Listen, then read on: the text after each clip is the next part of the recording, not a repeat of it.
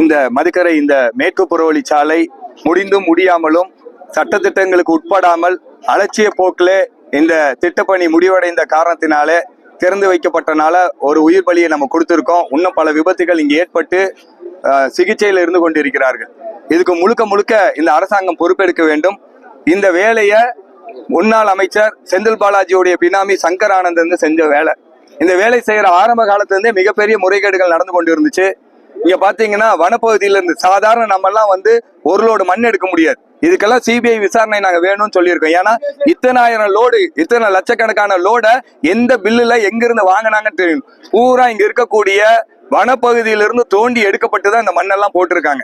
இருவழி நகர் மக்கள் ஒட்டுமொத்தமா இருக்காங்க. இது கிராஸ் பண்ணும் இவ்வளவு வேகமான ஒரு பைபாஸ் சாலைய இவ்வளவு மக்கள் கிராஸ் பண்ற ஒரு இடத்துக்கு மேம்பாலம் இல்லாமல் கிராஸ் பண்ண உயிர் பலி ஏற்படுன்ற ஒரு எதுவுமே இல்லாமல் அவங்க குடும்பம் சம்பாதிக்கணும்ன்றக்கா பாலம் இல்லாமல் அவசர கதியில, ஏன்னா அந்த ஜி ஸ்கொயர் அங்க பிளாட் இங்க போட்டிருக்காங்க, பல 100 ஏக்கர் ஜி ஸ்கொயர் பிளாட் போட்டிருக்காங்க. அந்த பிளாட்டை உடனடியாக இந்த தேர்தலுக்குள்ளே வித்து பணமாக்க வேண்டும் என்ற ஒத்தை நோக்கத்தோடு உடனுக்குடன் அவசரமாக இந்த ரோட திறந்த காரணத்தினால இன்னைக்கு நம்ம பகுதியில் உயிர் பலி ஏற்பட்டிருக்கு. இந்த உயிர் பலி ஏற்பட்டதற்கு கள்ளச்சாராயம் குடிச்சு அவங்களால செத்து போனவங்களுக்கு 10 லட்சம் ரூபாய் கொடுக்குறாங்க.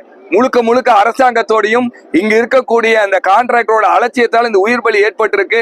அவங்களுக்கு 10 லட்சம் ரூபாய் நிவாரணம் கொடுக்கணும்னு சொல்லி தேசிய ஜனநாயக கூட்டணி தொடர்ந்து வலியுறுத்தி கொண்டிருக்கிறோம். அதை போல இங்க பல ஊழல்கள் நடந்திருக்குது. மண்ணு கொட்டுறதுல இருந்து திட்டத்துல என்ன போட்டு ஆரம்பிக்கப்பட்டதோ அதிமுக ஆட்சியில் அந்த திட்டத்தை அது காசை சம்பாதிக்கணும் ஒரே நோக்கத்துல அந்த திட்டத்தை பல விஷயத்தை கைவிட்டு கேட்கறதுக்கு யாரு இருக்கா அப்படின்றதுக்காக கைவிட்டு மிகப்பெரிய ஊழல் நடந்திருக்கு. அந்த மண்ணு கொட்டுறதுல இருந்து இந்த திட்டத்திலிருந்து மாறுபடுறதுனால இதுக்கு